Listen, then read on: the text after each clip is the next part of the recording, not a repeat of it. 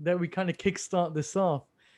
So 10 years on, where you're obviously looking like good wine, you're aged with grace, and I've just got more hair on my face.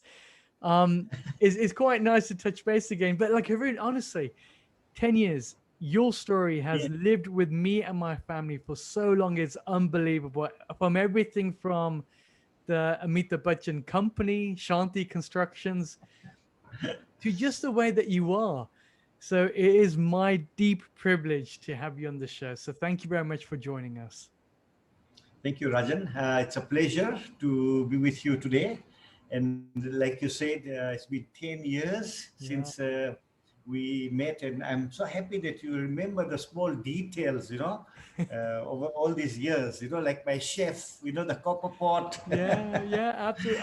I think my wife remembers those details more so with my expanded stomach line. So, but yeah, you had like your hotel. I remember before we get into it, but just as a feedback for the audience listening out there, you're based in Malawi. It's a small landlocked country in Africa. You've got Zambia next door. You've got a range of different countries, and you are, for me, one of the entrepreneurs with consciousness in the country, because not only did you set up a business, but everything I saw with my own eyes showcase how much change you made to the country at large, that social custodianship. So not only did you have the hotel that you built almost in the middle of nowhere to begin with, and you took a massive gamble, and now almost like the crossroads of your life in which you named it after, it's obviously paid off massively. But you've had petrol stations, you've had fast food chains, you've done great work with the society there. You are, I guess, one of those beacons of hope for what Indian origin businessmen should be doing on the continent. So let's start off from the beginning. Like Haroon, what's it like being you? What's it Sorry. like being? I said, what's it like to be you? Ah, okay. See, that's what our destiny is all about, isn't it? We are we. Yeah, And in my case, well, see, maybe I should tell you a bit my background absolutely, absolutely. to get to where I have reached. Um, we migrated, my grandfathers, they migrated from India almost 110 years ago into Africa. So we are like 5 generations now. They were between the 1909, they migrated. By 1920, 30, by 40s, they were all flourishing, and they had businesses. They settled in Mozambique. And initially, yeah, they all settled in Mozambique, because those days when the ship left the northwest of Gujarat, Yeah, heading for Africa, there was three destinations. Either you end up in South Africa, or you end up in Mozambique, or East Africa. yeah, Now, it depended on where they had connections. So I suppose my grandfather's connections were probably in Mozambique in those days. So the 1909, the seven Sacranie brothers, there were seven brothers, my grandfathers. My grandfather was the youngest, 9-year-old that yeah, time. So they were sitting in the yard, the fario, the yard, yeah. probably having the evening tea. And one of them said, Ba, people are all moving to Africa, so don't you think we should probably look at it as well? And they probably decided that evening that two brothers should leave for Africa. And out of the seven, the two brothers left Yeah, in 1909. And those days, it took 3 weeks because there were sail ships. yeah, And the port that they normally used was Porbandar in Gujarat, yeah. northwest. Then you sail down, and then they had connections in Mozambique. They settled in Mozambique in 1909. And then 1920s, 30s, 40s, 50s, they were flourishing. They had chain shops everywhere, and they were doing very well. But bearing And in mind, Mozambique was a Portuguese-speaking country, so they mm, arrived from India into mm, a foreign country with a foreign language. So yeah, within the short space of time, now they're flourishing there. yeah. In fact, I've written a history on all this. I've written a book on my life history, but including the migration. And I'm trying to tell the generation now and the Yeah, generations to come in my book that imagine coming down into a country where there's no infrastructure, no water, no electricity, and language barriers. Yeah. Imagine it, it was so hard. But see, they came, they settled, they flourished. They had chain shops, right? My father was still in India. He as a young boy, he came in the 50s, just at the turn of the 50s. And then he moved, he probably stayed a year in Mozambique, and he came into Malawi, which is the neighbor. Yeah. But my mom's side, my grandfathers came into Malawi in 1928. Oh, wow. Yeah. So Directly from India. direct in Malawi, were they with the British then? Did they come over Yeah. in that? And my mom was born here in 1936 in Malawi. She just passed away about 7 months ago, 8 Sorry to months. hear. She was 84. So, born in Malawi. I'm now 67, born in Malawi. My children all born here. So we're like 5 generations now. Yeah. So this is how it all became. But in the 50s, mid 50s, when I was born, our empire completely collapsed in Mozambique. Yeah. The brothers started passing away. My father and his other cousins, they were not educated. They were spoiled brats. They were given a lot of money, to spend, but no education. And Yeah.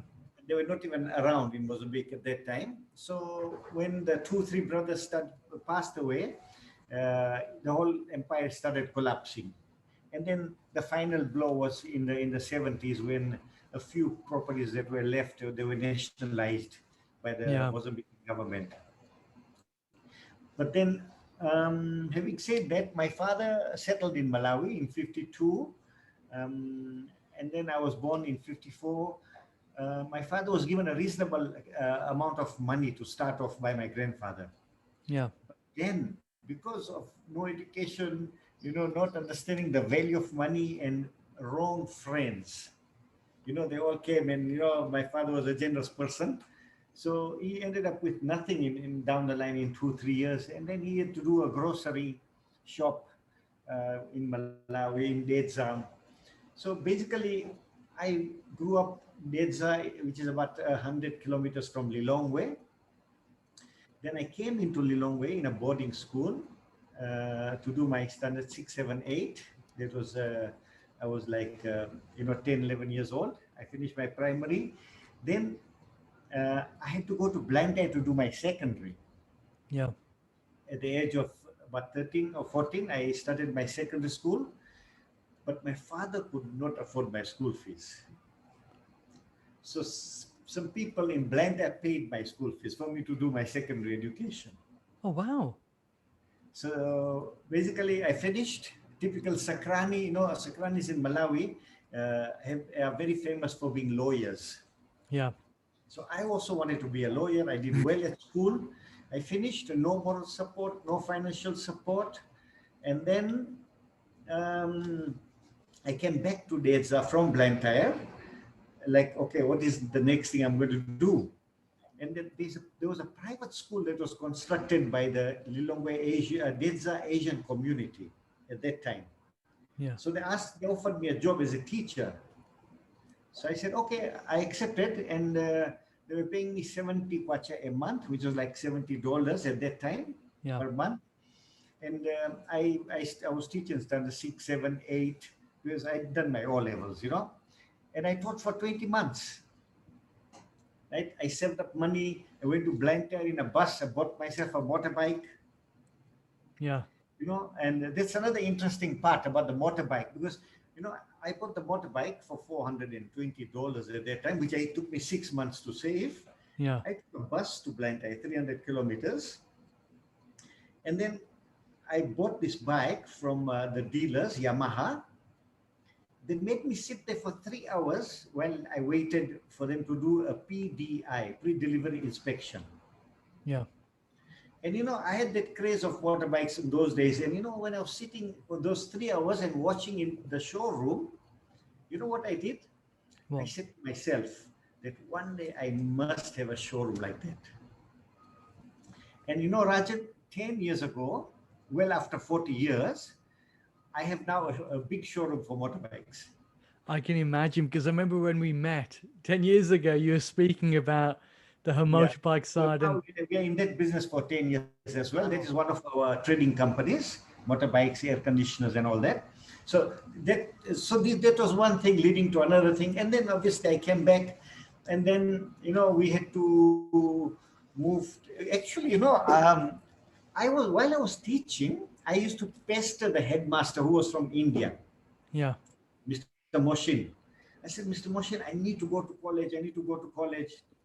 And he gave me addresses. I applied Pune College of Arts and Science. I got the admission. Then I told my father, I need to go. He finally said, okay, go. And you won't believe, I took the same ship which my grandfather's, well, okay, not the same ship, but probably the those same, the yeah, same ship. So now there was this SS Karanja, yeah, but I took the same route going back to India because I wanted to go to college. yeah, But an interesting happened, and I don't know whether it was destiny, maybe it was a good thing, probably. My grandfather, my mother's father, and my grandmother, all her relatives are in Pakistan, my yeah, mother's side. So a year before that, my grandfather and my grandmother decided to migrate to Pakistan. And here I am going in the ship with a stop in Karachi, because there was 3 months to go before the college opened, yeah, probably. This is 1973, right? Actually, almost I would say I hitchhiked to Pakistan. I went to Baira and I caught a ship, and I was like 17, 18 years old. And I said, okay, let me drop off in Karachi, spend 1-2 months with my granny, then I can carry on, yeah. which I did. But I actually did not have a passport. What I had was an A4 paper document, a travel document with a photo on it. And I got stuck in Karachi for 10 months.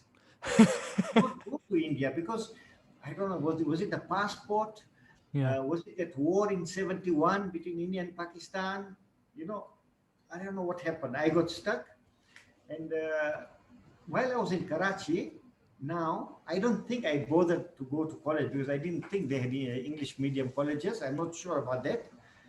So I was there with my granny and I said, okay, what do I do? I actually started learning computer programming in the 70s. in 1973, age of about 17, 18.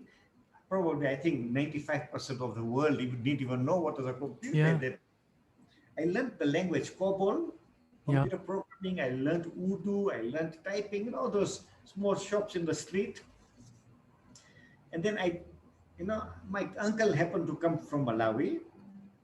And on his way back, I said, I want to join you. I want to go back, which I did. So I came back to Malawi.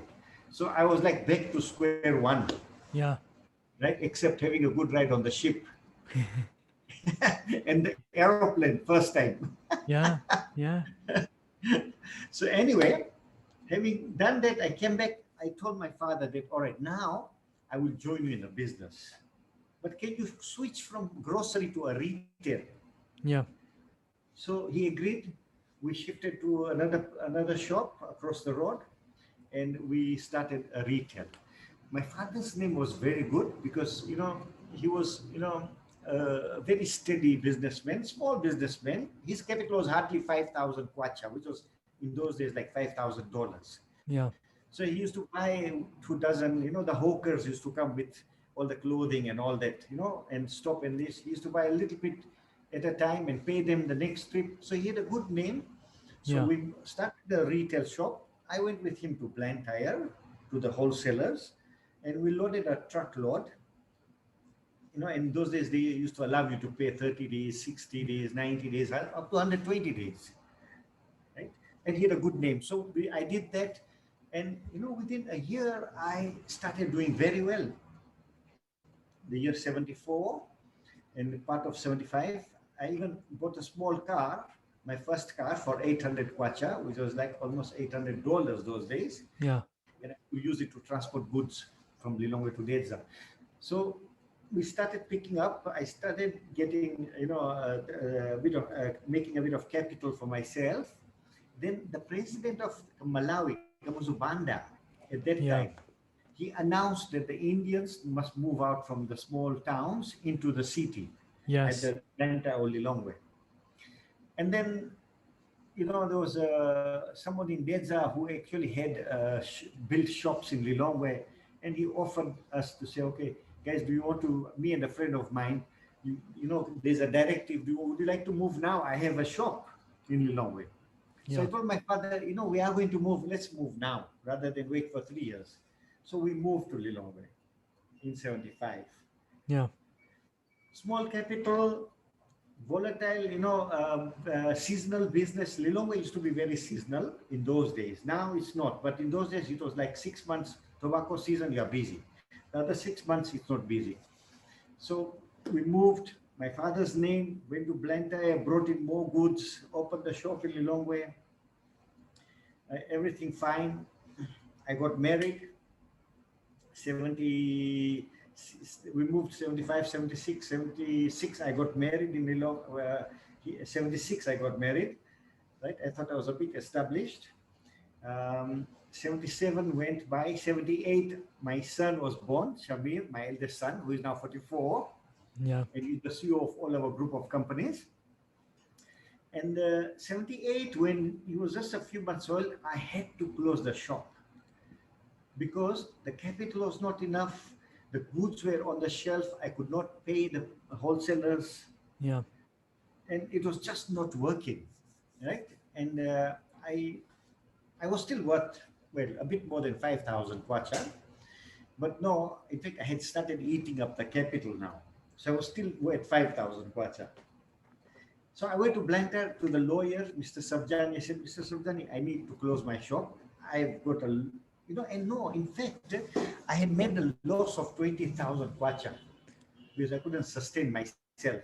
Yeah. And then, we had given some hot bank staff and other staff on credit goods. And, they sometimes half the time they don't pay you.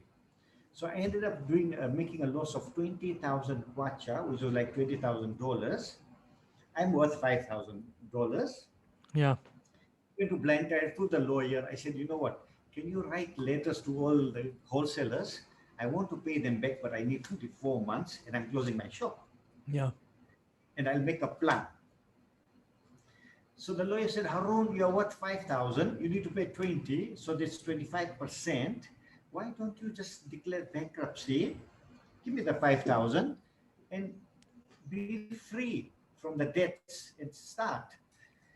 And, I'm looking at the lawyer and I said, Mr. Sabjani, in future, when I'm driving a Mercedes-Benz, I don't want people to point a finger to say I was bankrupt at one stage in my life.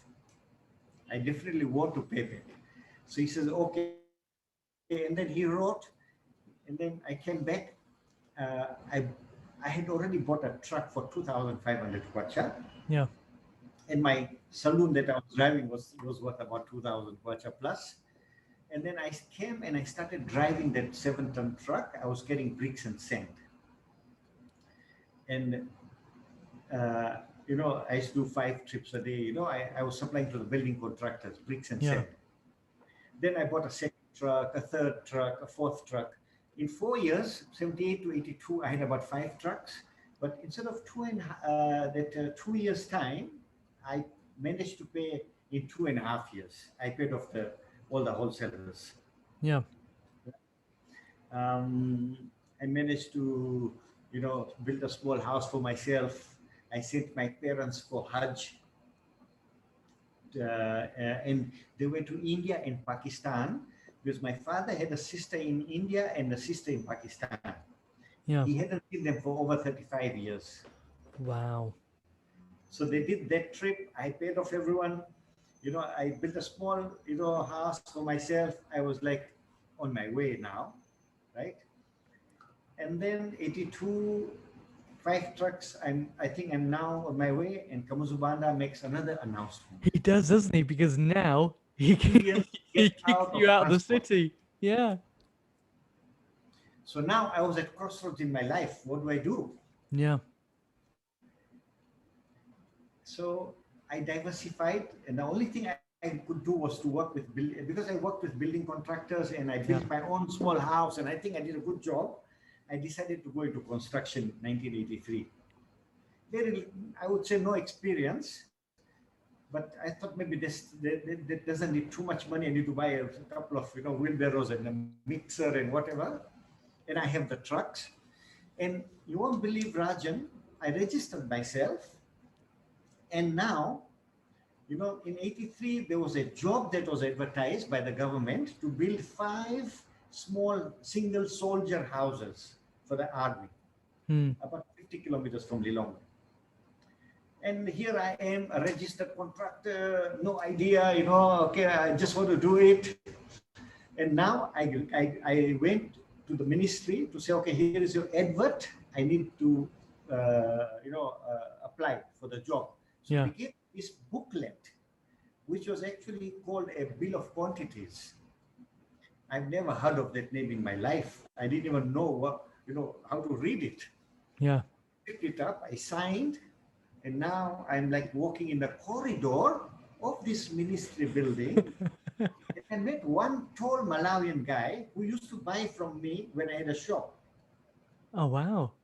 His name was Mr. Songwe. I bumped into him. He says, "Oh, Mr. Sacranie, what you doing here?" I said, "No, I came to pick up the bill of quantity, He says, who's going to fill for you?" I said, "I don't know." Apparently, I didn't know he was a quantity surveyor.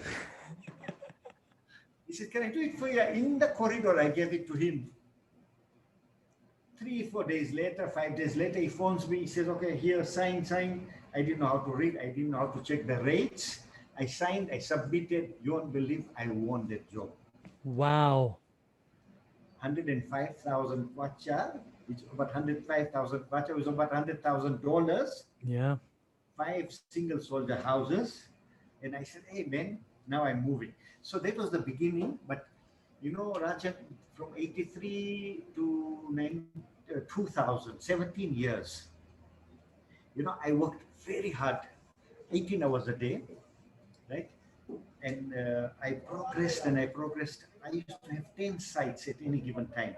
I'm doing a painting job here. I'm doing a small extension. I'm building actually a post office. I'm building a school. So it was a mixture of big and small jobs.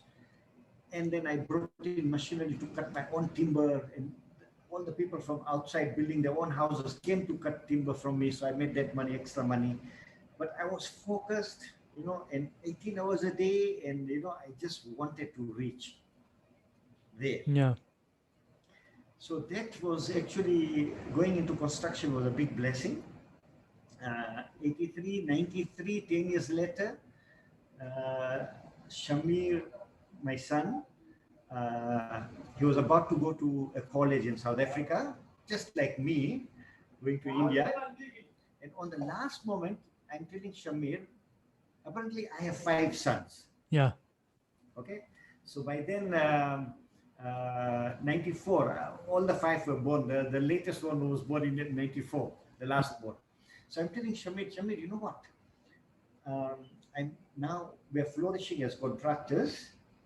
Okay. And then I had a travel agency. We had that. It was doing well. And I also had a car hire company, Rainbow Car Hire, Rainbow Travel Agency. Yes. Yeah. And we were doing well on construction. So I said, Shamir, you know what? Why don't you join me in the business instead of going for studies? I need to expand and I need you by my side. And it didn't take Shamir even a few minutes to say, "Okay, Dad, I'm joining you." And he joined me, 94. So now basically, that is now how I went into the business, and then we focused and we grew up, we grew the businesses. I think there's a lot of humbleness there, because you've been through, like your hotel, the Crossroads, because you've always hit the cusp, and then you had to restart, then you kick it off again, then you restart. Do you believe in destiny? Because you mentioned that a few times, Haroon. Do you think it is down to your sheer determination to get things done? Or do you think that there's a higher power that almost guided you through in terms of making it happen? You see, now again, sometimes, I think in life, Rajan, I always tell, when I go I do a lot of talks on entrepreneurship, inspirational stuff. Hmm.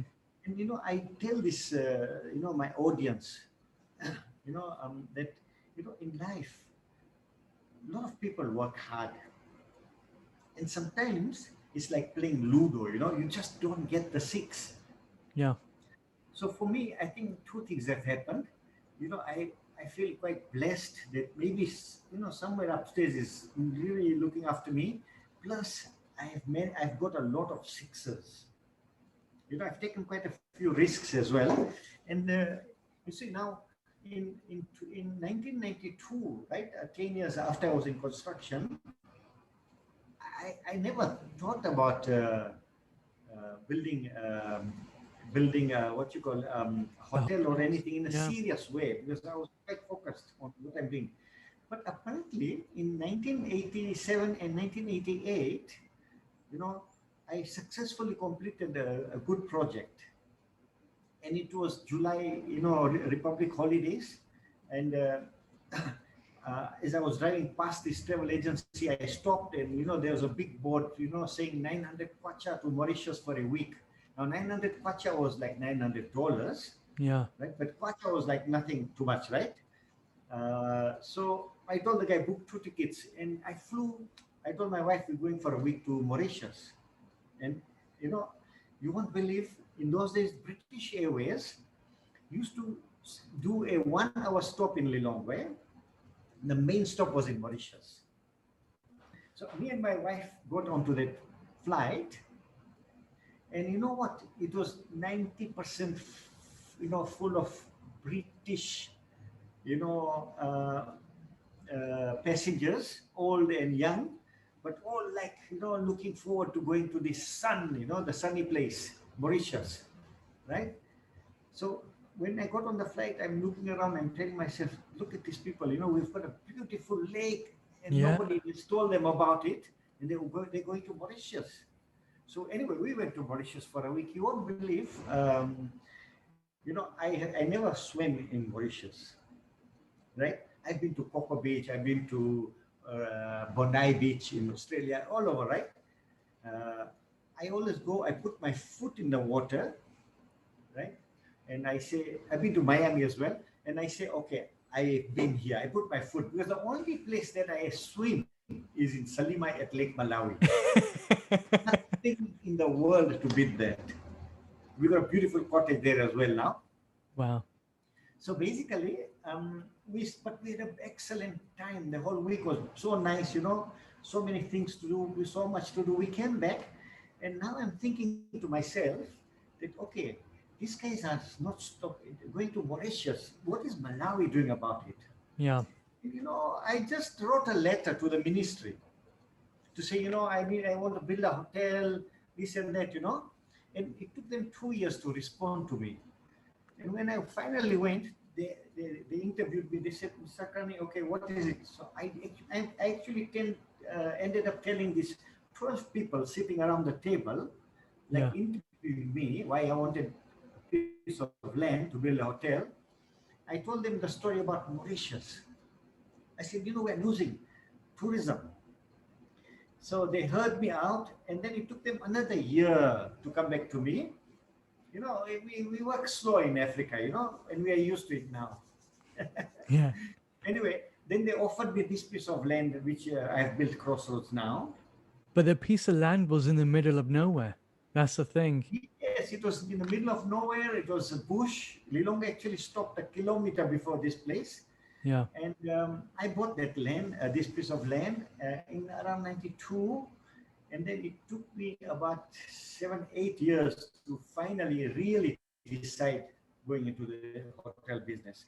But the decision, again, that decision came to me, like in the year 2000, right? 17 years after I was in construction, I was now one of the top 6 contractors in Malawi. We had over 1,000 people working in my group, in my construction.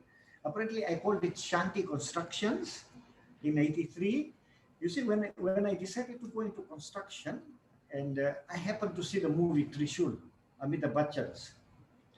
And Amitabh Bachchan had this Shanti Constructions. You know, he was the legitimate son, and he was full of this anger and ambition, and from rags to riches. So I said, if Amitabh can do it, why can't I? Absolutely. So I registered it on impulse as Shanti Constructions.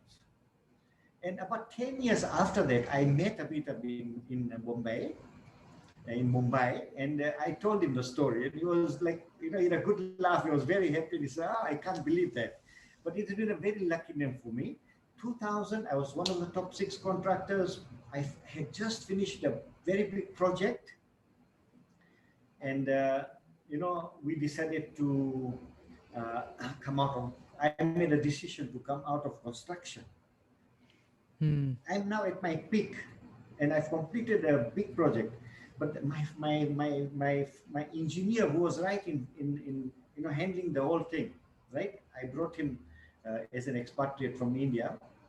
He had been with me about 6-7 years, and he was like the front, right? Yeah. Very experienced. He decided to join another company because they were offering him better. So I had a choice whether to offer him something better. But I don't know, sometimes I'm quite impulsive, and I actually made the craziest decision of my life, because at that time we had already closed down the car hire company and even the travel agency, right? We were out of it, and we were now like full time into construction, and we had really grown. And you know what I did? When he said that, without consulting my 2 sons who were in the business with me, and my financial controller, Mr. Ibrahim Patel. Apparently, Mr. Ibrahim Patel is the guy who employed me as a teacher in Dedza. Oh, wow. Yeah. And then in the 90s, when we came out from Dedza to come to Lilongwe 78, he went to the UK. Yeah.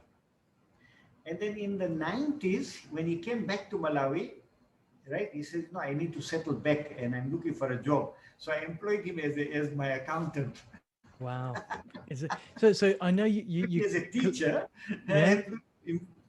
and I employed him as my accountant for 10 years, Mr. Patel. Yeah. So you close the construction company down, and you set up. I suppose the bigger picture with you, it's what does it mean to you to be Malawian then? Because you sit in so many different functions in Malawi. I suppose one, you've been through the guts of it, from being in the village to the city being kicked out back to the village. And now obviously you're one of the largest entrepreneurs in the country. And on the other side, you're obviously very proud of your Indian roots, but what does it mean to be Malawian for you? What is that part? See, like I said, 5 generations that we are fully embedded in the society, right? I do a lot of interactions with Malawians.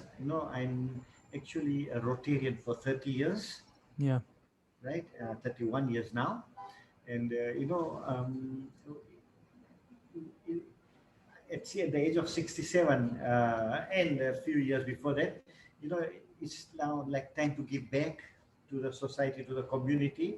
So, I'm involved in quite a few charity organizations. For 30 years, we've been running an Islamic institution called ASUM, and we have about 1,000 children under our umbrella. Wow. Children. We are giving them free education, free boarding facilities, food, education, and obviously Islamic studies as well. But now we're focusing more on the secular education. But what does that mean as well? What does that mean to you in terms of identity? We've been running for about 3 years very successfully. Fantastic. I was saying, what does that mean to you in terms of identity? What does Malawianness mean to you? Because you've lived and breathed there. And I've seen, obviously, when I was in Malawi, it's a really peculiar country, because when I was there over 10 years ago, you heard the murmurs and the whispers of how some people look towards the Indian community. In some cases, they looked at it with kindness, and others, it felt almost that there was a target. And I remember there was a newspaper article. I was reading it with my wife, I think, when we just turned up, and the guy said, you should you should rob the Indians because they keep cash underneath their beds. And at that time, obviously, my wife and I, newlyweds, we've just arrived in Malawi. Our hearts are beating, thinking, "Oh my God, what have we got ourselves into?" So, for you, being a person of Indian origin, a Malawian, has Malawi changed, and what's it like for the community there? Yeah, see, Malawi has been all these years, it's a warm heart of Africa. Malawians are very, very humble people, Yeah, right? And like I said, that when you really mix them and you speak the Chichewa yeah, language, even if you speak to a person in a very high position in Chichewa, this person will come down. That's how humble the Malawians are. And you know we have had a few incidents of bad apples here and there, which I suppose it happens in every country, yeah, within communities. We've had a few of those experiences, but it, now with this new generation coming up, right? I don't think that you know that humbleness and everything will still be there in that level, yeah, because obviously the new the youth, the new generations, more ambitions, are more educated, and it just takes a bunch of a few people, some odd groups here and there to start a bit of negativity here and there, and yeah, then it catches fire. I think we're seeing a lot of that in the UK, we're seeing a lot of that in the States, in the US, but on a very, very small scale. We do feel sometimes, but it's still not so bad, right? We're still very safe, and like I said, that and the Indian community, without even too much exposure in the media, we are doing a lot of charities yeah, within the rural areas, right? A lot of, in a very, very big way. A lot of charities is being done by our communities, and we feel we are part of that. And when you go into the villages and all that, it's such a pleasure to say, okay, at least we've been chosen to come and help these communities. They really deserve the support and all that. So in that context, like, I'm also the chairman for Operation Smile Malawi. It's a US organization operating in 60 countries. In Malawi, we've been operating for about 6, 7, 8 years now. wow, We've done 1,600 cleft operations for yeah, free, right? And I'm the chairman. I was very much involved, in helping them to set up, when they first came. Uh, and then I'm also like a director on the Malawi Stock Exchange yeah, now, right? I'm a trustee on the Mzuzu University Trust Fund. yeah, And then on the World Memon Organization, I'm a Memon by tribe. yeah. So I'm one of the trustees on the WMO as well. Yeah, so I'm keeping myself busy. You're definitely keeping yourself busy. I don't think retirement is in any plans for you whatsoever. But like, Malawi obviously means something to you. Do you feel that you mean anything to Malawi? Apart from the community, but in terms of in the history books of Malawi, do you think you'll be remembered as a Malawian, or do you think you'll be remembered as an Indian? Yes, very difficult question. Very difficult question. See, the Asian community, by virtue of the fact that, unlike Kenya and probably other African countries, the, the Asian community in Malawi has never taken a serious part in the politics of the Yeah, country. So, and I think, the Malawians have never thought it important to bring in the Indian community, despite being 5 generations. In fact, there's a very big drive now going on with this new dispensation now about indigenous Malawians. So I think they have further isolated us the Malawians of the Asian origin. That's Yeah. how we are being referred to now. So they have now come up with the BEE, which is Black the economic, yeah. Black empowerment. And now they're saying, okay, BEE, only indigenous Malawians. So that means me, 5 generations, I'm not part of that. So we cannot tender for government jobs. Up to 60% of the jobs have to go to the indigenous. And they've drawn a line, right? I don't know how it's going to work.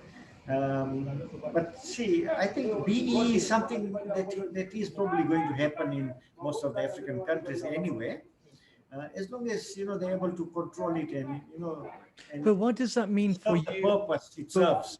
what does that mean for you or your grandchildren who are in Malawi, who believe that they're Malawian, who speak Chichewa, who eat the local food, who are at one with the community? Now, all of a sudden, BEE is a standing point to say, well, you're not us. We're us.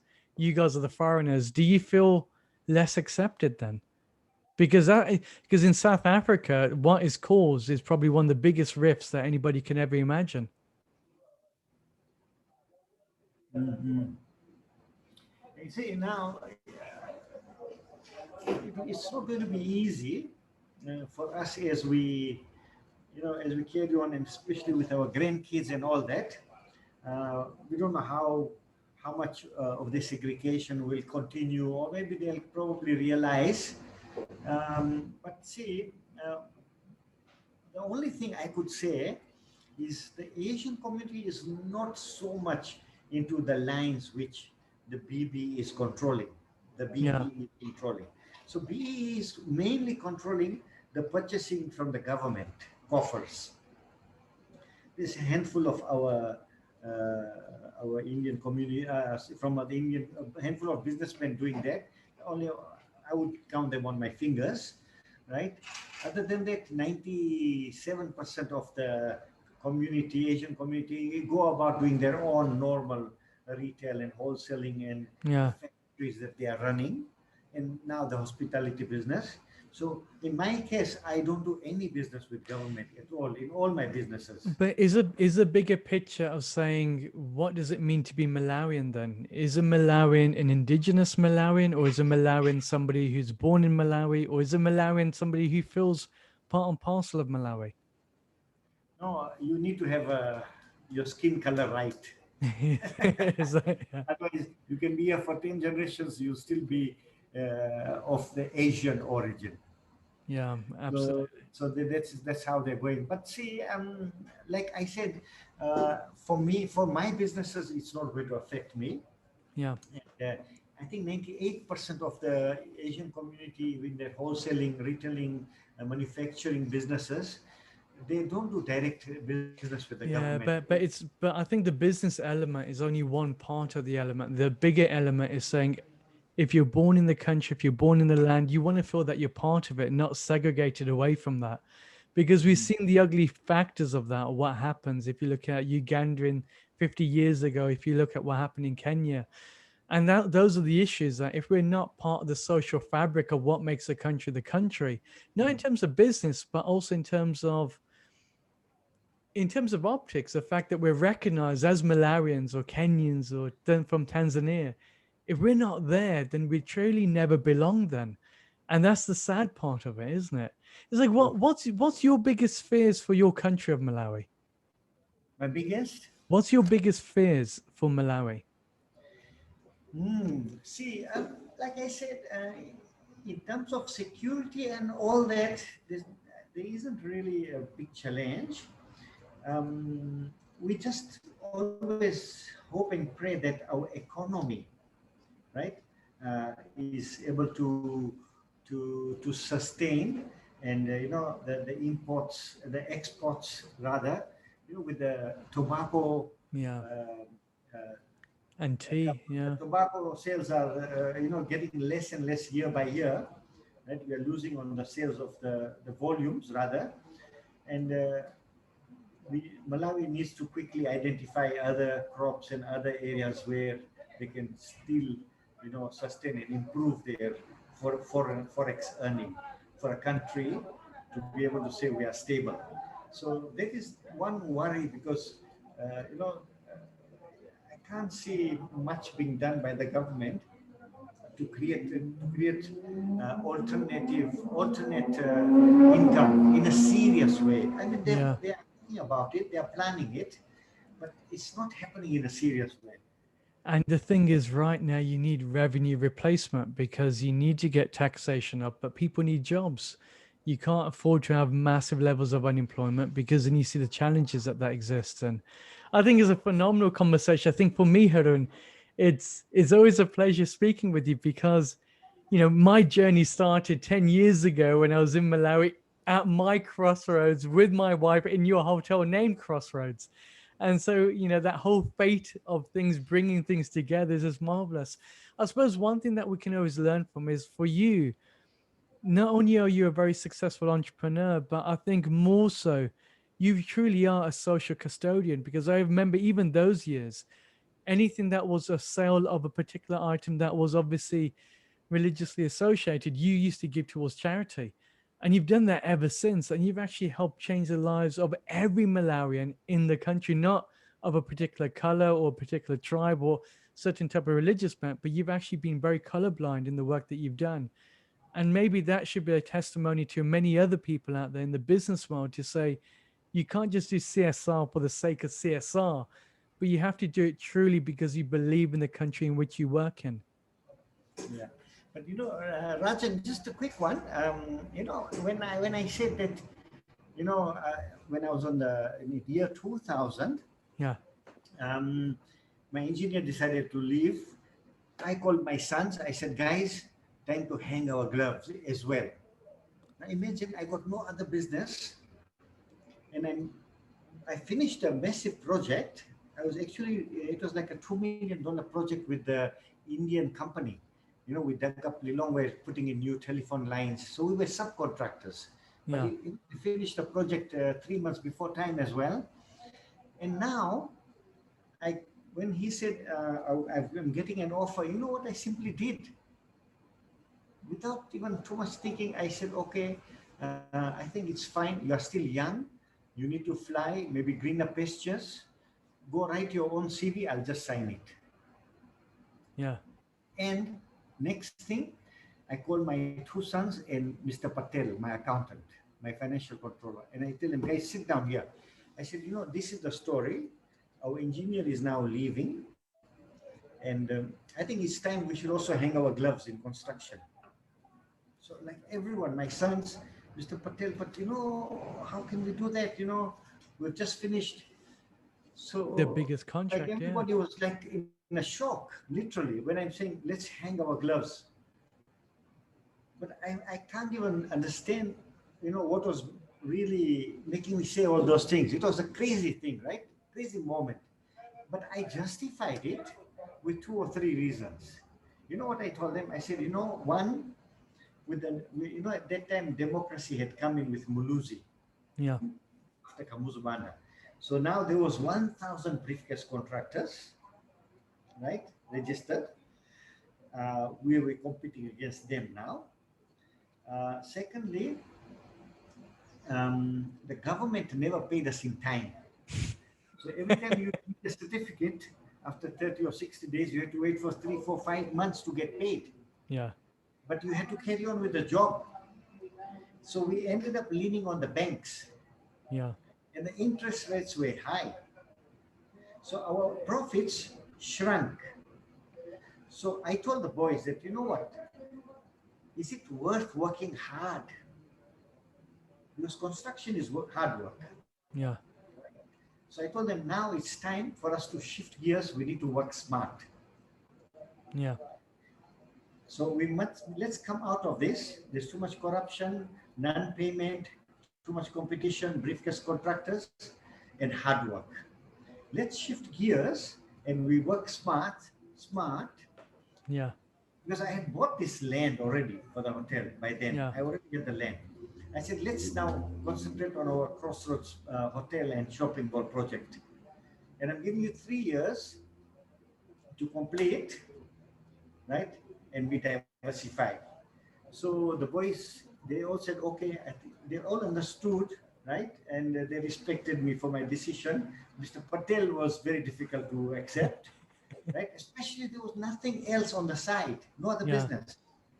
But see, next day we started working on the hotel site. The buzz was there. Within 3 years, we completed the shopping mall. I didn't have enough money as well. Yeah. The banks didn't want to know me, right? I had the seed capital and all that, but you do need the support, you know. And I actually managed to get a loan from the Nordic Fund, Norsad, Yeah. Yeah. Norsad. They gave me a loan, and then I carried on. And that's the time the local banks realized that okay, this project is a serious one. The customer has got a track record with us. Then I was able to get the local loans from the banks here. Haroon, I want to ask something That has been the actually. journey towards this. The Crossroads. Also, I want to ask something. Obviously, 67 years here, of many, many more years to come. What have been some of the biggest learnings you've had as being a human being on this planet? What are those things that you take with you saying, if I were to define being a human, it is this? What is it for you? See, I've had a very good journey in my life, right? It has been a learning curve all the way. Um, and I'm so happy that I was able to focus. And, I had set goals. And the best part was when my sons started joining me. Yeah. You see, Shamir joined me, Zahir, my second one, who is now 35, 38 now. No, he's close to 40. Sorry, he's 40, Zahir. Shamir is 44. Zahir, I thought he would go for studies. Yeah. Himself, he went to Mr. Patel, guys, I'm wasting my time, I'll join you anyway. So he joined me, right? But he's a guy, don't give him office work, please, but give him a site, Yeah. right? And he'll put up the building for you. So he's a field man, right? So Shamir now is the overall CEO of the whole group of companies. Now we have about 14, 15 companies. We own the Crossroads hotels. We built our second hotel in Blantyre as well. Yeah. Congratulations. Mall as well, a shopping mall there as well. Then we've got the 6 or 7 franchises from South Africa: Steers, Pizza Inn, Chicken Inn, Creamy Inn, Galito, and Wimpy. About 20 counters between Limbi, Blantyre, Lilongwe. Now we're building another 4 counters in Zuzu as well, right? So we have expanded quite a bit. We've got into trading, motorbikes, air conditioners. That is SEMZI Agencies, and the other company that we have is SEMZI Distribution. We are distributing the canned foodstuffs. So that company imports everything in terms of foodstuffs canned, and then my food costs we have to buy from them. The hotels have to buy from this company, so it's all internal. So we are expanding quite a bit on our trading as well. And then my third son, Tahir, who I sent to the Hilton College. Yeah. He went to study to the Hilton College. He's now 35. And he is also a Hafiz ul Quran. He memorized the Quran at the age of 12, 13. Wow. Yeah, and he also went to the Hilton College. He came back. Now we've got a boy who is a Hafiz. And now he needs to go to university. What do we do? But Tahir, what he did, he walked into the food court, which we had already opened in Lilongwe, and we're having issues of management and, staffing. So he just went and took over, and he said, you know what, I'm going to run the food court division. Well, I was going to say, how do you ensure that what happened to your grandfather doesn't happen to you guys? Good question. Very good. Excellent. And I've discussed this with my children. And I actually discuss with a lot of people when I do my entrepreneurship talks, right? It's an excellent thing to really analyze and look back. So, like I said quickly, Tahir joined me. Then my fourth son, Muntazir, Yeah. right? Okay, Tahir joined me 5 years. He became the GM for the food courts, right? within 2 years, he got the certificate of the best steers counter out of South Africa. We beat 8 African countries. Wow. The steers counter, right? He mastered the food court business. Then when we opened the hotel in Blantyre and the food and the shopping mall, I shifted Tahir to become the GM for the Blantyre project, for the hotel and the mall. Then my fourth son, Muntazir, he became the GM for the food courts. And the last son, Tanvir, he is now the GM for the hotel in Lilongwe, right? And we've got 1 or 2 other companies on the side, a few other things that we are doing it. He runs those companies as well. So all the 5 boys are in the business, right? And the question that you asked me is, what is it we can do not to repeat what happened with my grandfathers? And I've actually done quite a bit of study, and I've analyzed and I've discussed with the children. But a simple answer is, my grandfathers were very successful business people in those days. And they were flourishing businesses. They had chain shops. What was the problem then? The problem was 3 things. One, only 1 or 2 of their children joined them in a serious way. My father and all the other cousins, they were spoiled brats still in India. So they were not here to help, their fathers to manage. And they didn't see the process of it, the hard work and what needs to be done. So that is a big concern, especially when the first 2 brothers passed away. And the son, who was a very strong person, the one out of the 2 sons, one son was a very strong person. Actually, he died at a young age. He had a tumor. And that's where things collapsed. Yeah. Secondly, you see, they were business people, they were making the money, but I think even if they would have invested, which they did in a small way, because I think the savings was more in gold in those days, or, some other sort. Property was not a big thing, but they had a few only properties. But obviously in the 70s, they were nationalized by the Mozambican government. So even if they would have invested in properties, they would have still been nationalized.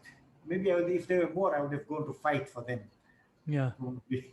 So you see, they had their challenges in not be able having a proper saving values of how to save and how to manage. So this is actually what I'm trying to implement. Where we are reinvesting. We have proper trusts, right, to secure. Right, proper partnerships, proper shareholding with my sons. And then I'm actually busy reinvesting. We're hoping to start our 3rd Crossroads hotel and mall in Zuzu, because I think with the 5 boys, eventually down the line in the next 5-10 years, they will draw lines between themselves when the kids grow up. But I want the cake to be big enough by then as well. So this is all, planning and planning. But then now, just still going back to the 2000, after hanging the gloves, right? We started the hotel project. Things went well, and then I got involved in quite a few charities, and I still wanted to study because I do a lot of reading. Yeah. So about 7 years ago, I did my advanced certificate in management with Menkosa in South Africa. Yeah. And then about 3 years ago, 4 years now, I did my MBA on 2 subjects, leadership management and entrepreneurship. So now I'm busy writing a book on my life, and I'm adding some entrepreneurship in it. Hopefully I want to publish it as well. Yeah. But the biggest, passion that I have and I'm doing is I'm giving a lot of entrepreneurship talks to the youth in Malawi. Yeah. Right. Because there's a very big, gap. The Malawians in Malawi, there is no proper platform. Right. They are now working on it, but there hasn't been a proper platform for Malawians. No, there hasn't. Yeah. to learn about entrepreneurship, the exposure, right? So I'm doing a lot of motivational talks, and they ask me a lot of questions, some which you have asked me as well. And sometimes I tell them that don't look at the color of your skin, right? Yeah. And you tell yourself one thing: if Haroon Sacranie can do it, why can't I? Absolutely. That's Absolutely. when I started construction, and I said, if a meetup can do it, why can't I? So it doesn't matter what color you are. Yeah. And the people really love to listen and to be inspired. And I'm also enjoying that as well. Fantastic.